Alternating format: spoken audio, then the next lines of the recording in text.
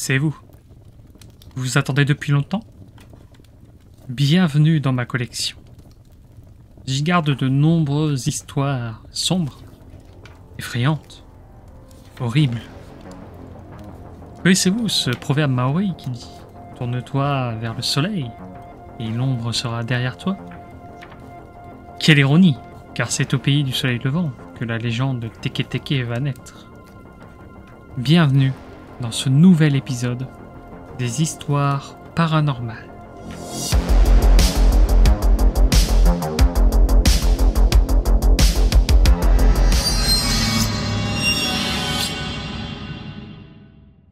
Notre récit du jour prend place au Japon, dans la ville de Muroran, située sur l'île d'Hokkaido.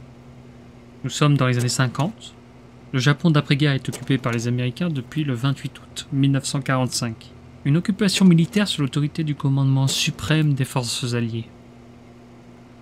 Reiko Kashima est une jeune femme qui étudie la technologie à l'université de la ville fraîchement ouverte. On dit qu'elle incarne la fraîcheur et la joie de vivre. Tous ses amis vous diraient qu'elle était la personne qui pouvait vous remonter le moral en un claquement de doigts. Kyoshi et Ei Kashima ont vu leur fille grandir si vite. Ils ne pensaient pas qu'elle pourrait intégrer l'université, surtout à cette époque où on voyait les femmes différemment. C'est aussi ça la force de conviction de Reiko Kashima. Ses parents ne pouvaient qu'en être très fiers.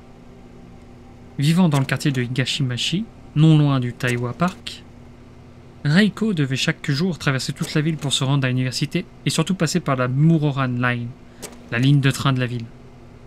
Elle avait l'habitude de passer par là tous les jours et prenait même la liberté de faire des écarts pour profiter de la vue et de l'air frais. Mais ce matin ne sera pas comme les autres. Ce matin-là, William, James et Noah, un groupe d'amis d'enfance engagés par l'armée américaine, étaient en permission dans la ville. Ils sont allés profiter des bars et de l'ambiance durant toute la nuit. Ce matin-là, ils étaient sur la Muroran Line. Ils étaient sous forte emprise de l'alcool et allaient commettre des actes atroces. Nul ne saura comment se sont passées les choses, mais le groupe d'amis agresse Reiko Kashima en la frappant très violemment. Elle perd connaissance suite au coup de ces hommes. Après avoir fait leur affaire avec Reiko, William, James et Noah laissèrent leur victime pour morte. Ce n'est que plusieurs minutes plus tard que Reiko reprend connaissance. Elle est sévèrement blessée aux jambes et ne peut plus marcher. Elle crie au secours tout autour d'elle, mais personne ne vient à son aide. Personne n'est dehors ce matin-là.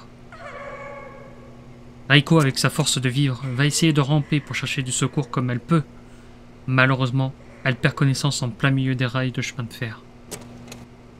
La suite, vous la connaissez sans doute.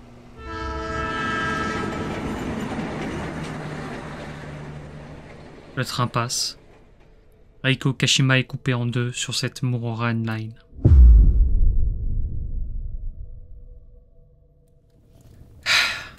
Quelle triste fin pour cette jeune femme à qui la vie avait tellement de choses à offrir.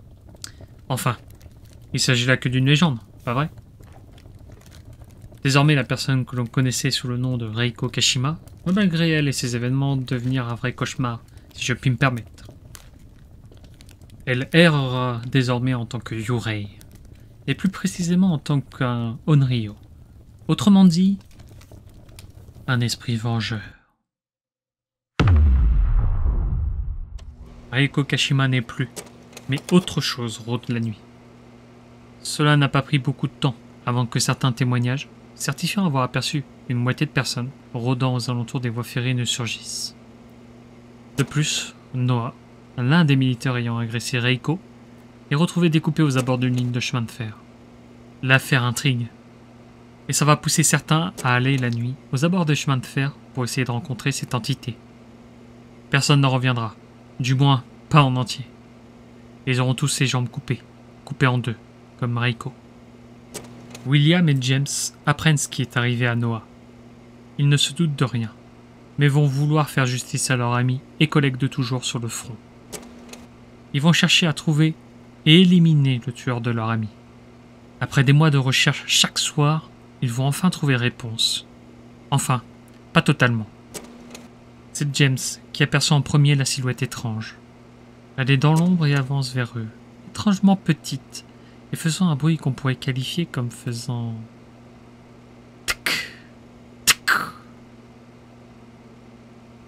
Ce son était en fait le bruit des coudes de celle qui s'appelait Reiko. Et elle rampe inexorablement vers ceux qui lui ont ôté la vie. James et William sont militaires. Ils ne se laissent pas si facilement impressionner. Ils se préparent à tirer avec leur arme de poing quand la chose se met à leur poser une question. Mes jambes, où sont-elles? Les deux amis sont dans un premier temps surpris d'une telle question. Et ils se mettent à rire. Comment est-ce que ce genre de situation peut être possible?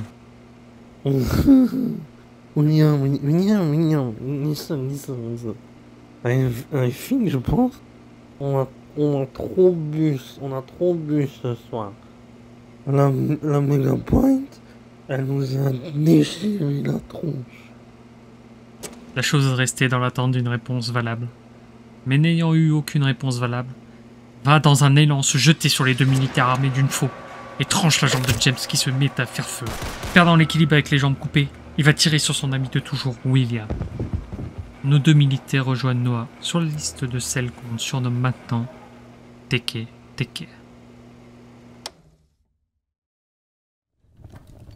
Si ce groupe d'amis militaires n'avait pas croisé la route de Reiko Kashima ce matin-là, si ce groupe n'avait pas eu à faire la guerre, si ce groupe n'aurait pas eu cette idée tordue, nous pouvons imaginer tant de scénarios possibles.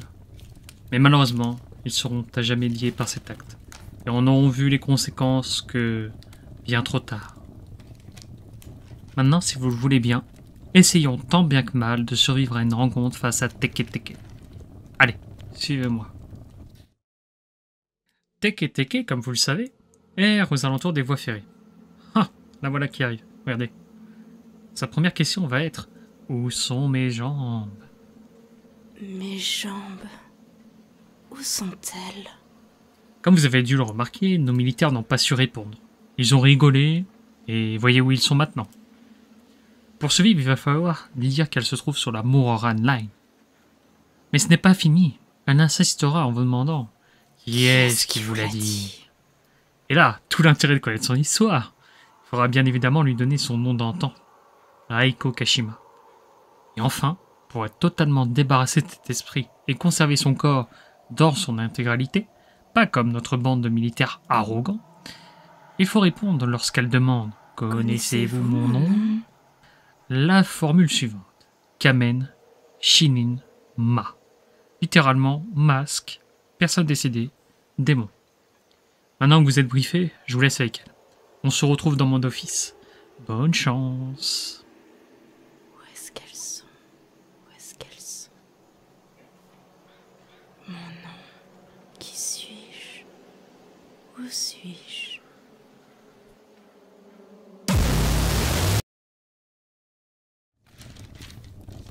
Oh, vous êtes de retour. La rencontre s'est bien passée? La légende urbaine de Teke serait basée sur des faits réels qui auraient eu lieu durant la Seconde Guerre mondiale. L'auteur de cet épisode tenait à ce qu'il soit proche de cette histoire tout en restant dans la légende. À moins que ce ne soit pas le cas. Avant de vous laisser, je tenais à vous informer que nous avons une collection centrée sur mes histoires qui est désormais disponible sur Utip. N'hésitez pas à y jeter un petit coup d'œil si vous en avez l'occasion. Je me chargerai des formalités demain matin. Soyez prudents, vous qui écoutez. On raconte que ceux qui entendent l'histoire de Teke la verront dans les 2 jours qui suivent. Nous nous reverrons, je n'en doute pas. Un jour prochain. À bientôt.